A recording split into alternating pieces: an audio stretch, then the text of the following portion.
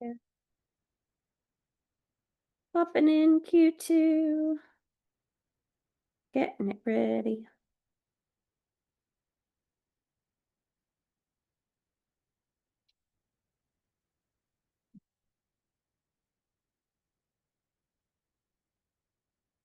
So what is the book that you got that Pat Benatar signed? What is the book about?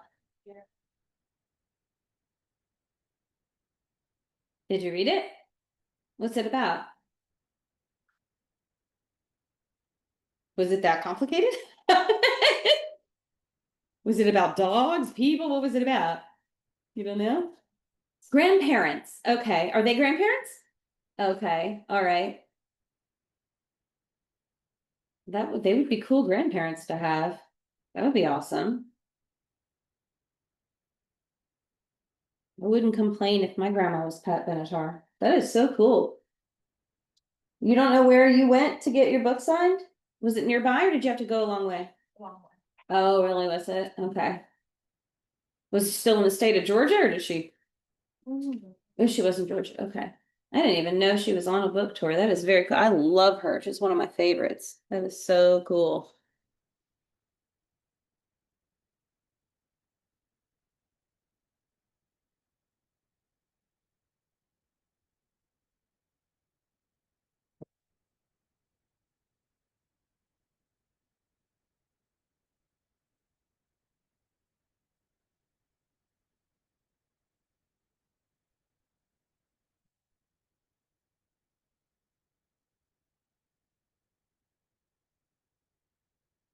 Do you have a favorite Pat Benatar song? What is it? Heartbreaker. Oh, that's a good one. How about you, Everly? Do you have a favorite? No?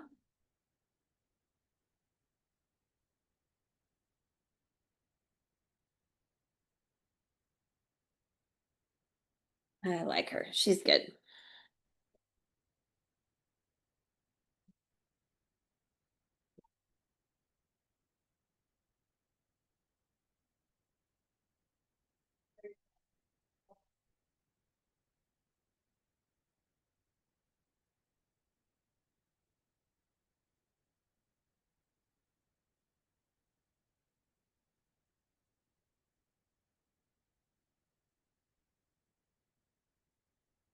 I think, no. Love is a Battlefield is good, but I think Invincible's my favorite Pat Benatar song. That's a really good one. When I was younger, it was a theme for a movie called The Legend of Billie Jean. And I really liked that movie when I was little, and I really liked that song. And that's like the theme song for that movie. It was good. It was just like about a teenage girl that was tired of getting pushed around. So like she kind of started a revolution, like a modern revolution where all the other kids got behind her. And it was a good movie. I liked it. Y'all do anything fun this weekend aside from was Pat Benatar yesterday or was it over the weekend? So what'd you do this weekend?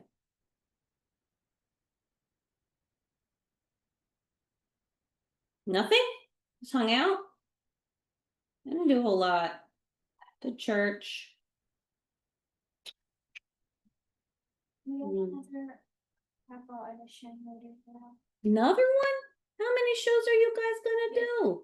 What is that? Is that trash? Oh, I know what that is. Yeah. It's a wrapper from Jello thing. That's gross. I bet Drew sat there and ate it and then it fell into the couch. So what's this next audition for?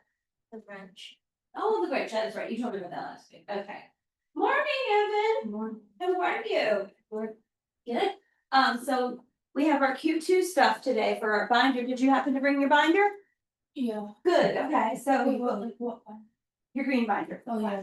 So we flip to the back and like one of your last 3 pages in the back would be like a green thick page of paper. And this goes behind the one that says Q2.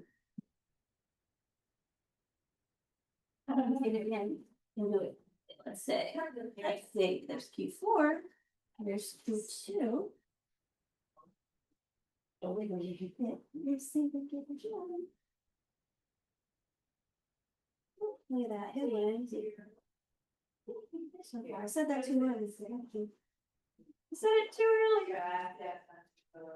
What'd you do this weekend? Anything fun? You want to this song out? Nowhere, no. My neck hurts. I'm sleepy. Oh no, that's the worst. We've all done that. I'm afraid of this like this.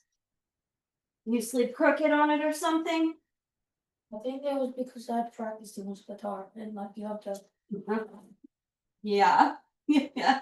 You bent your neck all weird playing guitar. When I first started playing guitar, I would have to like look down all the time. So like when I would stop playing, my neck would like just die. Oh yeah, yeah, that'll happen anytime you do something that changes your body position and it's weird. Sometimes even just holding up my choir music for too long makes my left shoulder start to hurt. 'Cause I always hold it with my left hand so that I can make notes with my right hand if I need to. And sometimes it's just fun when I want to play nice. Sometimes it's rough, man. And I have like this concert coming up. So Do you? You play classical or bass? It's like bass. Bass guitar. Okay. Then your sister play bass? I think it was classical with this. I thought your sister played bass. Did she play bass guitar? Yeah, I Yeah. play bass too. You play I bass too. started with her. Okay, everybody plays bass. I just So lead in your family? Y'all are just boom, boom, boom, boom all day long. No lead guitar, no rhythm guitar, just bass. I had this like the pen press like Oh, did you do the juniors? it's funny. Oh, I'm thinking of the Panda Fest. Oh. That was the Panda Fest was like, I think it was last weekend. But it was like, This weekend's is Japan Fest. The Oh. Japan Fest arena. okay, Yeah. maybe playing for the Panda Fest. In our bands, I always have to play a solo since last year one of the people in our band players didn't know how to play guitar at all, and they had an electric guitar, so they couldn't plug in. Oh, boy. So these are for you to take home and read. That's a newspaper that should get you excited about next quarter when we do our cold case solve lab. And then that coloring page with the cells on it is for today. So in a little bit, when we get to the cells, we start talking about the different organelles and parts of the cells. You can get your coloring pencils out and your pencils and you can color along and try to label those as we go. And maybe it'll help you kind of stay focused. Or I doodle. If I need to stay focused, I doodle. It helps me to, I don't know, it helps zero my brain in on if I'm just hearing things and not seeing things. Like this, I'm just, y'all are seeing things too, but like the inside, speak about hymnals and music, the inside of my hymnal, inside cover of my hymnal is all covered with doodles because sometimes during the homily, I'll start zoning out. So I start coloring. But yeah, inside of my hymnal is crazy looking. All right, well, we'll go ahead and start. So today we're doing cellular structure and function. Last week we talked about like, what does it mean to be alive, that living things grow and develop and all of that. And now we're moving on to what makes cells cells, right? Okay, so this was fun for the homework. So I was going to give you these are some of the answers from y'all's homework and then from homework over the last couple times I've done this. So we had this creature. And it said, imagine that you're a biologist working in the field, searching out new species. You've just stumbled upon this strange creature you've never before seen. Examine the creature carefully and based on your observations, knowledge of scientific classification, sense of logic, and imagination, classify it. So these are some answers we had before. Pretty much everybody agrees this is eukarya, right? And why do we think this is probably eukarya, not a prokaryote of some kind? Because eukaryotes have what? What makes a eukaryote? Yes, Everly. A cell with a membrane-bound nucleus is a eukaryote, right? So pretty much all higher organisms are going to be eukaryotes. You're not going to find any prokaryotes. All prokaryotes are going to be single cells, yes. So we know it's multicellular and we know it's not a bacteria, it's not archaea. It's going to have a nucleus that's membrane bound. So it's going to be a eukaryote. So then kingdom, pretty much everybody agrees it's going to be Animalia, right? This isn't a plant or a fungus or a bacteria. So it's going to be an animal. multi-celled, it's not a producer. All right. And then phylum. So some of the answers we've gotten for phylum, this is probably the only real appropriate answer. So this is chordata. And this is where we get to a very important distinction in biology. You guys have probably up to this point in your life heard the terms vertebrate and invertebrate, right? So what's a vertebrate? What's it mean to be a vertebrate? Nobody knows what a vertebrate is. What's a vertebrae? No. So vertebrates have a backbone, right? A spinal column. Invertebrates do not. So an example of an invertebrate might be a worm, where a snake is a vertebrate, right? Snake has bones, has a spine, right? But here's a very important distinction in biology. It's less important when it comes to categorizing whether or not there's an actual spine, a vertebral column, a backbone, as it is whether or not there's a centralized nerve cord that runs from the brain through where you would normally find a spine. And the reason for that is because there are some organisms that have a central nerve cord. You have a spinal cord, right? You have a brain, you have a spinal cord that comes off of it, and all your nerves branch off your spinal cord, right? All the nerves that go to your muscles and your skin and your other organs, they branch off your spinal cord. Well, some organisms have a central nerve cord, but they do not have a spine. They don't have a backbone. And that group of organisms is called chondrichthyes, and those are cartilaginous organisms. So those are skates, rays, and sharks. So sharks have a skeleton, but their skeleton isn't composed of bone. Their skeleton is composed of cartilage. Same thing with skates and rays, but they do have a central nerve cord. So that's what chordata means. It means it has a central nerve cord. And if you look at this guy, he has a head with eyeballs in it and then a long back like this. So yeah, chances are that means he's got a nerve cord. So he's going to be chordata. Class Mammalia. So why do we think this thing's a mammal? Pretty much everybody agrees. What do you think? Hair's a good sign. What else? Anything else? What do you think? Hair, and what else do we see? Babies, these little babies up here. What do mammals do with their babies that non-mammals do not do? They don't know. They have live young, yeah, but some reptiles have live young. But mammals feed their babies milk, right? Babies drink milk from mammals. Now, we'll learn when we get a little further into taxonomy and types of organisms, there's a class of mammals that lay eggs. Do you know what class of mammals lay eggs? They're called monotremes, and the best examples of that are like platypus and echidna. So they lay eggs, but they also produce milk. They're like kind of a weird link in there. They lay eggs, but they produce milk. And the milk they produce doesn't come from like most animals that nurse babies. Like you've ever seen a cow has udders, a dog that is nursing puppies will have teats. Monotremes don't. They just leak milk out of the skin on the front side of the ventral side of their body. They literally just leak milk out of their skin, and their babies just lick it off their body, which is different than other animals. So, okay, we all agree it's a mammal, has hair, probably gives live birth. Okay, now when it came to order, this is one we got from you girls. What made, I think both of you picked this one. So what made you go with this? What was your answer? Either of you know? Not sure. So some people in the past had given carnivora here, and they said it looks like it's a meat eater. It has fur. I think this was reminding you of a particular type of marsupial that y'all were seeing online. It looked similar to a type of marsupial, and this was a class in there. Is this an actual? No, it's not. That's why it's fun, because it's a made-up animal. So you get to kind of categorize it however you see fit. And it's difficult because this tail almost looks like a feather. And you're like, well, mammals don't have feathers, so it's kind of tricky to see what it might be. Okay, so as for the family, we got a couple ones here. This is another type of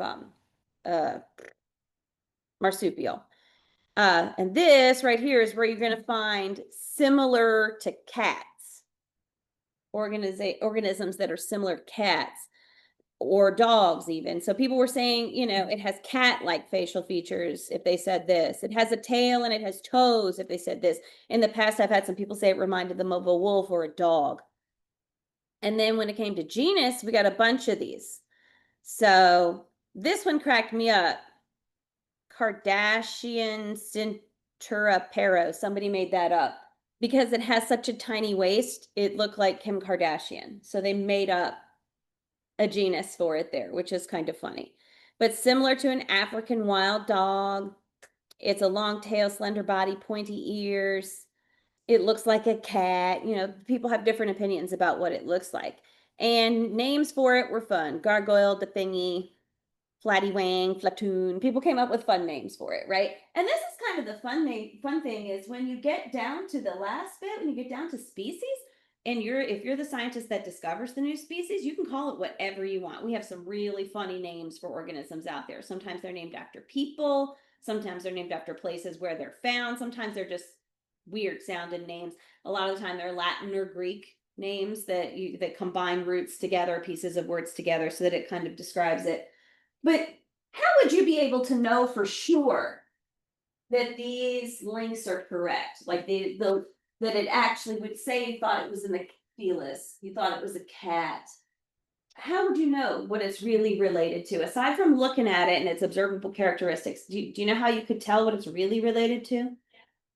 You could run its DNA, you could run its genetic makeup, and it would help you properly categorize it. But up until relatively recently, that wasn't something we could do.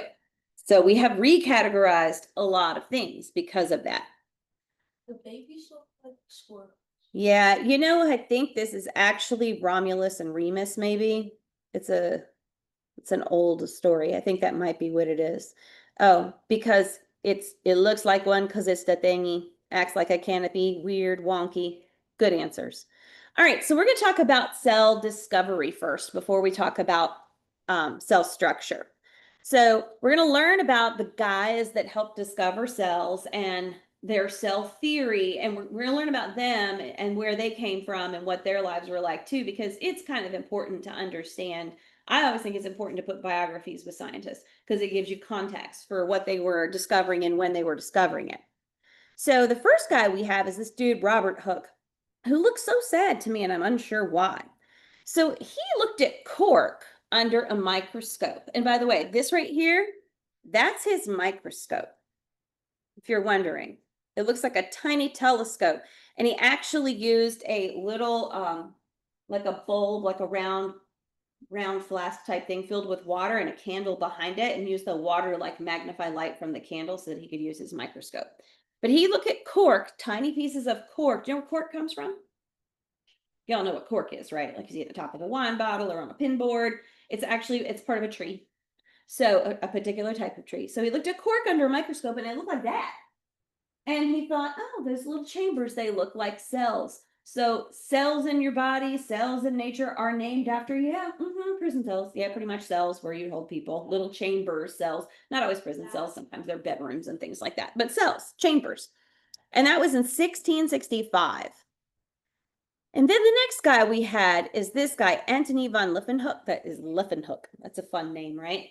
Antony van Leeuwenhoek. And he was the first to see organisms in a drop of water. His microscope was like a little flat spatula looking like thing. It's kind of weird. But he was able to see that there were things moving around inside a drop of water, which is pretty cool. And then the next person we come upon is this guy, Matthias Schleiden. He's actually Matthias Jakob Schleiden. And he was the first person to make a statement about cell theory that kind of led us in the direction we were going. And what he said is all plants are made of cells.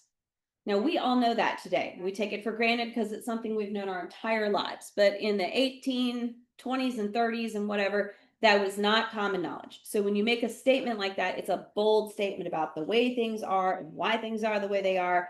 And it's a defining moment in our progression of learning about things. So he said all plants are made of cells. And if you want, I want you to look at the plant cells. You see how they're kind of rigid shaped and they're green, right? The next person to come along and say something was Theodor Schwann in 1839, and he said all animals are made of cells. And he also invented the first rebreather. Okay, I'm gonna show you a picture of this dude's invention, but you kind of have to prepare yourselves for this because I don't think you're ready. It's 1839, right? Okay, this is how I want you to picture it. It's 1839, and you're at a party, and this dude comes up to you, and you're meeting him for the first time. And he's talking to you, and you're thinking he's pretty cool. And then he goes, "So I've invented something. It's called a rebreather." And you're like, "What's that?" And he's like, it allows you to like go into a smoky building maybe or underwater and breathe through a mask, and it goes into a tank, and then it comes back, and you can keep breathing, right? And you're like, "Wow, amazing. What's it look like?" Okay, you ready? You ready to see this rebreather? All right. I don't think you're ready. So this is what it looks.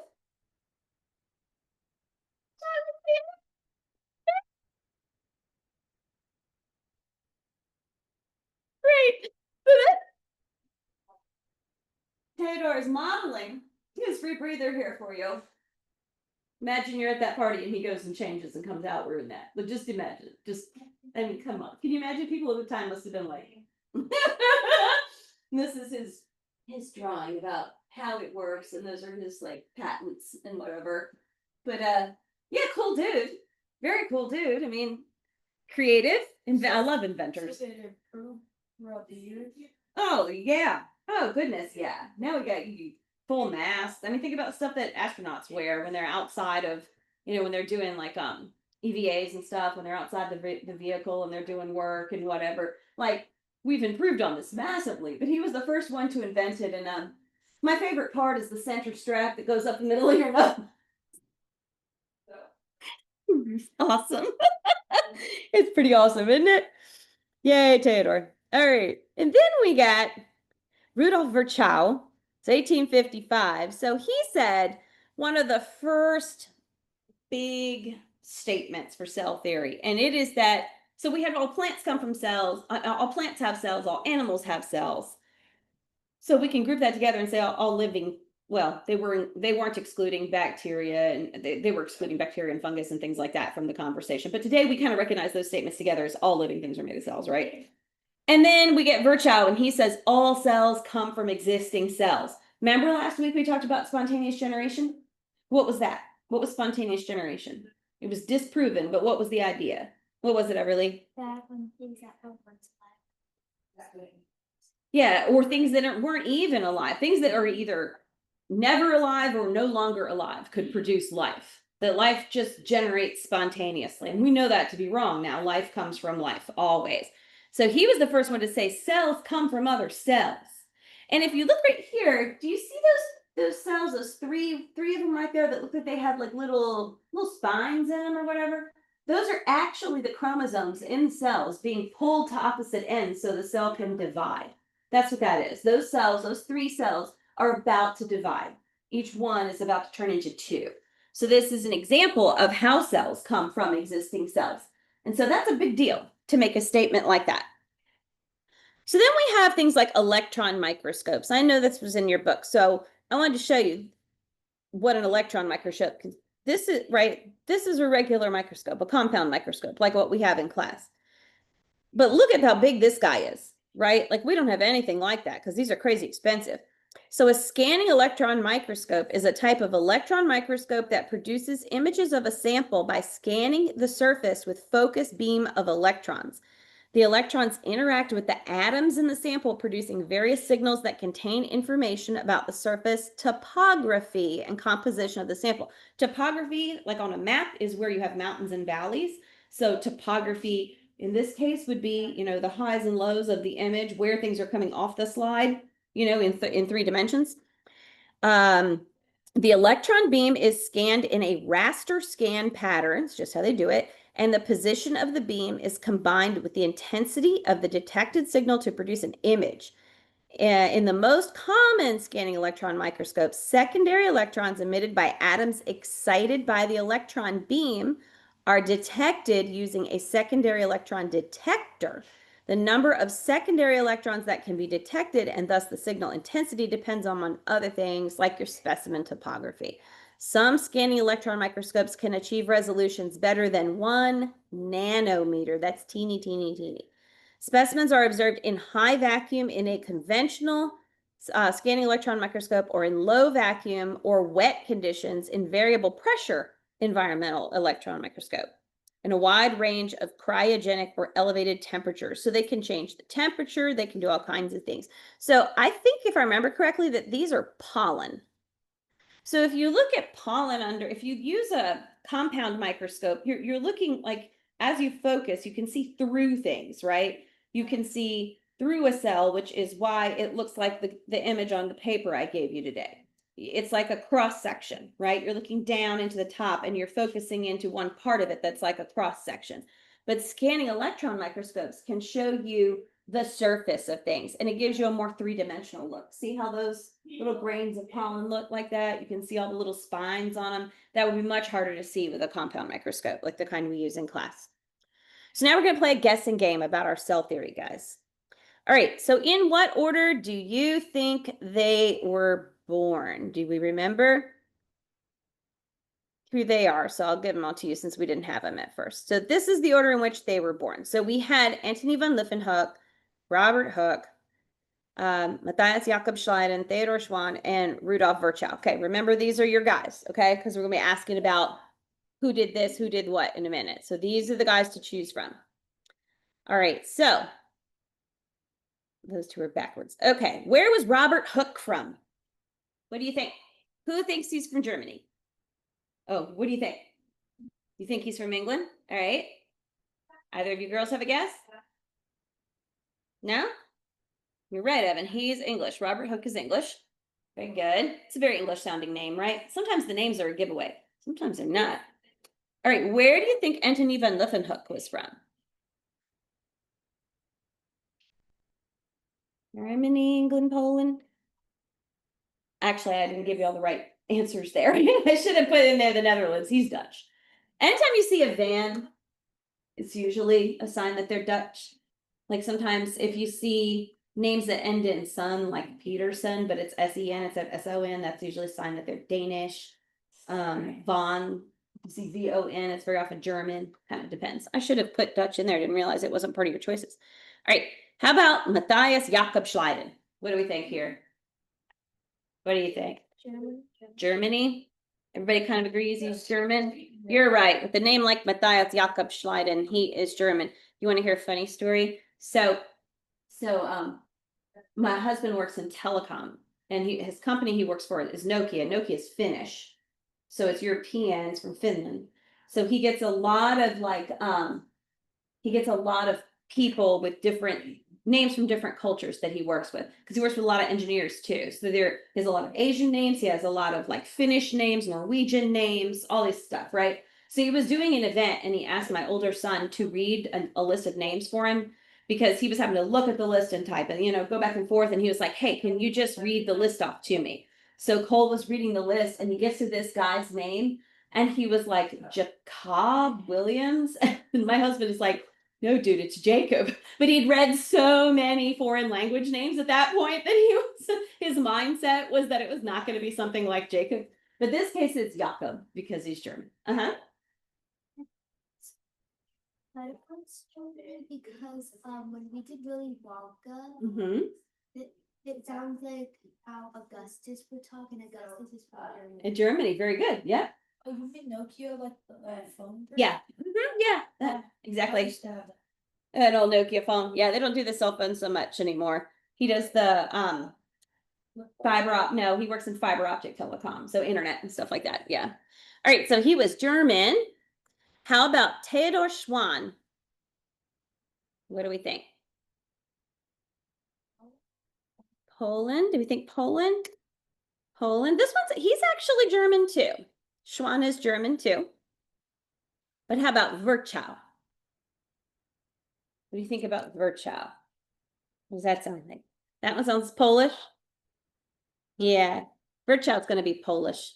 Yeah, it's kind of like it's weird. Polish names are like they sound kind of Germanic, but then they lean into that Slavic sound. You know what I mean? So you get Virchow, which sounds there's something like a little Russian or Slavic about that name, so that Virchow is Polish. Yeah. He's Polish. All right. But at the time, it was not Poland. At the time, it was part of Germany. But today, where he's from is modern day Poland. So, like, kind of ethnically speaking, he's Polish. But at the time, it was part of Germany, wasn't even Germany, it was Prussia, right? Okay. So, who do you think is known as the father of microbiology? Who would you guess? Nobody wants to guess? So the father of microbiology is Leeuwenhoek. So Antony von Leeuwenhoek is going to be our father of modern biology, microbiology, or father of microbiology, sorry. And who do you think has a type of cell named after him? It's a nerve cell. And he also came up with the term metabolism. We still use that word all the time, don't we? One of these guys invented that word. Hook. Hook? You think Hook, girls? No guesses? So this is Schwann. There's a type of nerve cell called a Schwann cell. So if you ever do like pathology or anything like that, you'll learn about, or histology, you'll learn about Schwann cells. Yep. And how about your father of modern pathology? First, what's pathology? Anybody know what pathology means? Pathology is the study of diseases. So most often today we hear pathologists will, if you go for a surgery and they biopsy or take a small sample of some part of your tissue to look at it under a microscope, usually they're looking for cancer cells or some abnormal growth or some too many of one type of cell. Those guys are pathologists. And the other kind of pathologists that we hear about most frequently these days are forensic pathologists, and those are your medical examiners. Those are your people that do forensic autopsies on people, or forensic pathologists. They study disease. So who do we think is the father of modern pathology? Gaius, what do you think? Virchow, let's see. Woo! Virchow. Virchow gets the father of modern pathology. I have a book over here, right here. It's published in like the late 1930s, I think. But it's a textbook for forensic pathologists for pathology and toxicology, and it's full of yucky autopsy photos if you don't like that kind of thing. They're yucky. I think it's interesting scientifically, so that's why I have it. But it's an antique pathologist textbook. Yep. So who was also an astronomer, a geologist, a meteorologist, and an architect? Who do we think that would have been? All these different things. What do you call someone who has expertise in a whole bunch of disparate or different fields? Who is that? You know what you call somebody like that? You call that, the word for that is a polymath. Somebody who has a good understanding of all kinds of disparate things. Good examples of polymaths are Da Vinci, Ben Franklin, Thomas Jefferson. There's actually a lyric in Hamilton where he refers to himself as a polymath. So polymath is somebody who knows lots of things. So who do we think is our polymath here? Who? Hook? We think it's Hook? You're a good guesser. It is Hook. Because you haven't done one. I hadn't done him yet. Deduction. I like deduction. That's good. So who do you think, though not Jewish, fought against anti-Semitism? Anti-Semitism is the discrimination of Jewish people. So who do you think, although not Jewish, made a stand? Do we know? So this is going to be the guy with the very German sounding name. This is going to be Matthias Jakob Schleiden. And when we did chemistry last year and we talked about the guys that were involved in nuclear science, the guys who helped discover some of our most basic concept of nuclear science, a lot of that was occurring right as World War II was kicking off. And I don't know if y'all remember, but we talked about it. It's interesting because some of those guys had to make some very difficult choices. Some of them, like you had Oppenheimer, Einstein, Schrodinger, Heisenberg, all these guys, and they had to make some decisions. Some of them fled because they kind of saw that there was a Nazi government coming in. They didn't want to be a part of that. Some of them fled. Some of them stayed and were forced to work for the Nazis, whether they wanted to or not. And then Heisenberg was one in particular who I thought took an interesting it made an interesting set of choices. He thought, do you remember what Heisenberg thought? So Heisenberg thought, this isn't gonna last. This can't be a thing. Like this taking all the Jewish people out of their homes and putting them in concentration camps can't be a thing. So I have my mom has friends that are high up Nazi officers. So what I'm gonna do is I'm just gonna do my job. I'm not gonna get involved. I'm just gonna ride it out and do my job and stay quiet. That's what he thought. And then it got worse and worse and he was stuck. So this is a guy who stood up when a lot of people weren't. Also, that's good to Jewish parents, because Do you? my great grandma, I think, fled because she was Jewish. Really? Germany or Poland or someplace? She was like Jewish, and then like Mhm. she fled. My parents are from like China. And Really? Fled to China. And Okay. then she married like her husband in China. That's So that's just I got Jewish blood. That's very interesting. Yeah. And in Jewish culture, the ethnicity, as they say, and genetically, obviously it's not the same, but the ethnicity, the way they define it is it comes through the mother's bloodline. So that's very interesting. That's very, very interesting because at the time China was getting attacked by Japan. So Japan was aligned with Germany. So that's kind of cool that that's the first person I've heard of that fled to China. That's really cool. Really cool. All right. So who do you think lived to be the oldest? What do we think? So, yeah, okay, Schwan, you think? All right, so this is kind of crazy. So you had Hook, 67. Now remember, 1703, 67 and 7, that's pretty old, right? To be 67 in 1703 is pretty old. To be 71 in the 1880s is pretty old. But y'all, Hook in 1723 lived to be 90. That is ancient. People did not live that long typically. So either he had great genetics or he lived a very healthy lifestyle or both, but that is unheard of. So there you go. So good old Hook lived to be 90. All right, so now we're going to talk about what did we get from these guys? What did they contribute? So putting them all together with some more modern thought, we get what we call cell theory. And our big components are all living things are composed of cells. Cells are the basic units of structure and function in all living things. New cells are produced from existing cells. So we're just going to rock and roll through here. So we talked a little last week, prokaryotes and eukaryotes. Eukaryotes have a membrane-bound nucleus. Prokaryotes do not, right? So I just want you to look. These are different organisms. These are all small microscopic organisms, and it kind of shows you can see some level of complexity in the eukaryotes that you don't see so much in the prokaryotes, right? Can you tell that these organisms on the right side of the screen are a little more complex than the ones on the left side of the screen? These are your bacteria, basically. Most of those are. So if we look inside cells, so you can color if you want now as we go through this. And I'm just going to kind of roll through these. So your cells have a membrane. All your cells, animal cells and plant cells, they have a membrane and fungus and all that other stuff. And it's a plasma membrane, and it is thin, flexible barrier around the cell. It protects the cell. It's in all cells. It has a phospholipid bilayer. So if you look at the picture, you can see it's 2 layers. And basically, it's a whole bunch of molecules that orient themselves.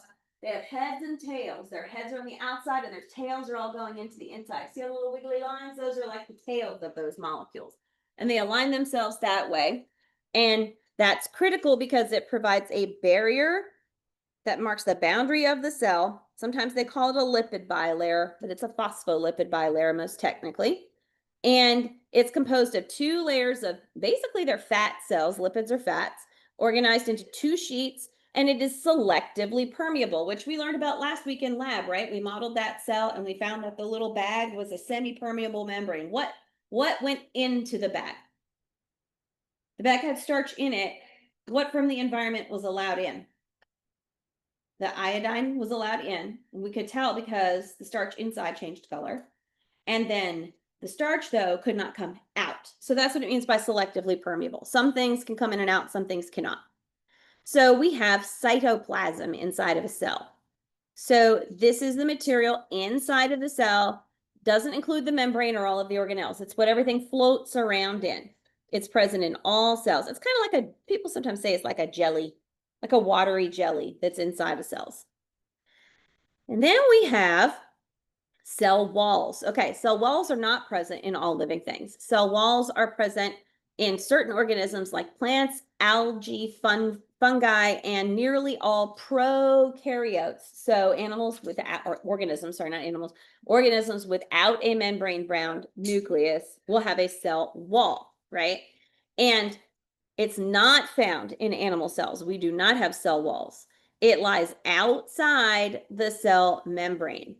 And its primary function is to provide support and protection for the cell. It is usually composed of cellulose, and in our day-to-day colloquial conversations, cellulose is the same thing as fiber. So when people say eat a high fiber diet, they're talking about eating a lot of cellulose. We cannot digest cellulose. So for us, it allows for bulk in our waste products. Get the board, don't you just go. Yeah. But in some other organisms, it does contain other compounds, but primarily cellulose. So all cells have a nucleus, although in prokaryotes, it's not really a nucleus. We're talking about eukaryotes. Eukaryotes have this membrane-bound nucleus where you see you got a membrane going around the outside, and almost all eukaryotic cells, including plants and animals, have a nucleus. Prokaryotes don't have the nucleus, right? It's not membrane-bound. They have the same components, but they just kind of float around in their cytoplasm. And then we have, and it controls all your DNA processes and all of that. Your nucleolus is inside your nucleus, and it's where your ribosomes are made. And when we get talking about how, the role of DNA and RNA, we'll talk more about ribosomes. And then we have a nuclear envelope, which is kind of this membrane around it, this nuclear membrane. We call it a nuclear envelope. And it's a double membrane layer around the nucleus. So you have a double membrane layer around your cell and then a double membrane layer around your nucleus, right? Or double layer membrane, really. And it allows material to move into and out of your nucleus. Now, the word organelle means little organ, which is perfect. They could have called them organettes, I think, but organelles, organelles. So it means little organs. So these are all the different parts of your cell. So if you look at your coloring page I gave you, you can find these different organelles as we go through them. So you've got certain ones that are involved in storage and cleanup. And this is where this thing got hung up last week. Something happened here last week. It's not Zoom. What do you know? It's this. Hold on. Oh my gosh, the same slide caused me a problem last week. It got hung up here because I had the same lesson for the lab rats last week. Oh, vacuoles. I don't know why it does that. I'm going to show it to you from here, and then I'm going to move to the next cell because there's something wrong with this guy. So for storage and cleanup, you have and support. Cytoskeleton, I guess the one, here we go. Okay, so you have vacuoles, these guys right here. They're like bubbles inside of the cell, but they're like bubbles of fluid usually. So you have a central vacuole, which helps maintain a plant structure, stores water, keeps some pressure going. You have contractile vacuoles that pump water out, and they help some organisms move. And then you have food vacuoles that store food in them in certain organisms. And you have, y'all, can you turn the phone down? Thank you. Whoever that is, that's loud. Can y'all turn down whatever loud phone that is over there? Somebody, tell somebody. Thank you. So then you've got lysosomes. This is a good one. Lyse means to break apart. So lysosomes are going to contain enzymes that'll break stuff down inside the cell, and they will break apart. And then you have, I think we can go back to it this way, cytoskeleton. This is, let's go do it again. Oh, here we go. So your cytoskeleton is just like little tubes and stretchy things kind of inside the cytoplasm that give the cell some structure. And centrioles right here, that's kind of where like your cytoskeleton branches out from. And then you have your protein building cell structures. Why is this so? There you go. Endoplasmic reticulum, that's this stuff. And on the endoplasmic reticulum, some of it is smooth endoplasmic reticulum and some of it is rough. And the rough endoplasmic reticulum is where you find ribosomes. And the ribosomes are involved in your DNA, taking the RNA, going from your DNA and making it into protein. Let me go see who's got the lab notes. And one of y'all is watching for Spanish. Okay, that's fine. It's Spanish. That's okay. All right, that's fine. Just so nobody's goofing. All right, organelles. Protein builders. Now we have something called a Golgi apparatus. Some people say this looks like a stack of pancakes, right? It's a complex of these little like folded up squishy things. And it's involved in your endoplasmic reticulum too, and how it produces ribosomes and whatever's. So we're going to be talking more about these in the next couple weeks, but these are your energy organelles. So you've got chloroplasts in plants and other photosynthetic organisms, right? And this is where photosynthesis takes place, is inside the chloroplast. And then mitochondria are in consumers or in animals or people. And this is where your energy is generated inside of your cells, is inside of the mitochondria inside of your cells. I have put these two links in your resources. I'm not going to show them to you right now, but these two links in your resources will show you some great analogy videos of people have taken, you guys are probably a little young for it, but some families will do it. Anybody ever seen The Office or episodes of The Office or know anything about the TV show The Office? So people will sometimes take, teachers used to do this a lot, especially when it was more popular, but they would treat the cell like an office, and all of the organelles have a role like people that work in an office or in a business. And so a lot of people will take an assignment where they're like, take the characters in the TV show The Office and assign each of them to an organelle or a structure or a function. And that way it kind of helps you remember what does what. So I'm not going to click them for you, but they are in your they're in your resources. All right, so look at your coloring sheet I gave you today.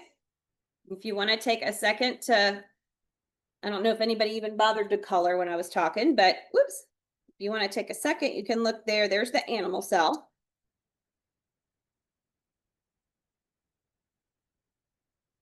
See that you got all that right.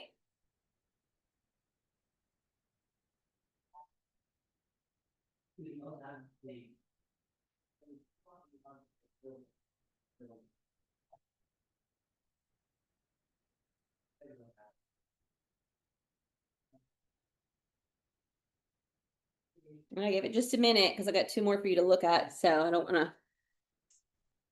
You can always come back to the video or to the slides to get it right. Let me show you the next one. This is the other one. So this kind of, whoop, sorry, this kind of shows you how this one should be. And you can work on that. You can finish that at home too, because you can go back to the slides and check it. I recommend you do that. If you didn't color as we went along today, I recommend you take the time when you get home, color and label these, and then go back to the slides and check them and make sure that you got it right. You can go to the slides in your Dropbox. You don't have to watch the whole video, right? You can do it that way. I think this one, how about this one? Let's have a look here. Do you have this in your binder? I can't remember if you guys do or not. But we can go through these. So you got an animal cell here. So this one's what kind of cell? This a plant cell. How do you know this is a plant cell? It's got a cell wall, right? And these are generally how they're going to show you what chloroplasts look like. So you got a plant cell. So here's a chloroplast. This big thing full of little circles is usually how they're going to show it. And then this is going to show you right here, your cell wall. What's this next thing pointing to? It's in both plant and animal cells. It's right here and it's right here. Anybody know what that is? That's going to be cell membrane. And then here it's just kind of pointing in there. Those are your ribosomes, these little dots. Anybody know what this is? This guy here or this guy here? Those are your mitochondrion. Or mitochondria. We're looking at two of them. This thing that always looks like a wonky stack of pancakes is your Golgi apparatus. these guys right here and right here that are coming off the nucleus and they're wiggly like that, that's going to be an endoplasmic reticulum, and it's rough endoplasmic reticulum because it has little dots on it. Those are ribosomes. And then this little blob coming off right here that doesn't have dots on it is going to be your smooth endoplasmic reticulum. This is going to be, it's pointing to right here and right here. So that's going to be your nuclear membrane, then your nucleus. What's the thing inside the nucleus called? You have a nucleus, and the thing inside the nucleus is your nucleolus. And then lastly, it's pointing to these big bubbles. It's a smaller one in the animal, and there's a big one in the plant cell, and those are your vacuoles, right? All right, so real quick, organization of life. You start with atoms. Atoms come together. If you're talking about living things, you can use the term molecule, not compound, because it's appropriate for living things. So atoms come together and form molecules or compounds, which is also appropriate, but molecule is as well. Molecules come together to form cells. Cells come together to form tissues. Tissues come together to form organs. Organs come together to form organ systems, and organ systems make an organism. You can also show that like this. Atoms join to make molecules and compounds. Those join to make cells. Cells join to make tissues. Tissues join to make organs. And organs join to make organ systems. And that creates an organism. The cells in a tissue are all the same kind of cells. Okay, so it's all the same kind of cells that make a tissue, and then tissues of different kinds form together to make organs. So remember that next week, no class, right? We're on fall break. Everybody remembers that? All right, so we're good. You can go ahead and put away class and get out your lab. Wait, which lab is it? Lab 6? Lab 6. Turn this do. Take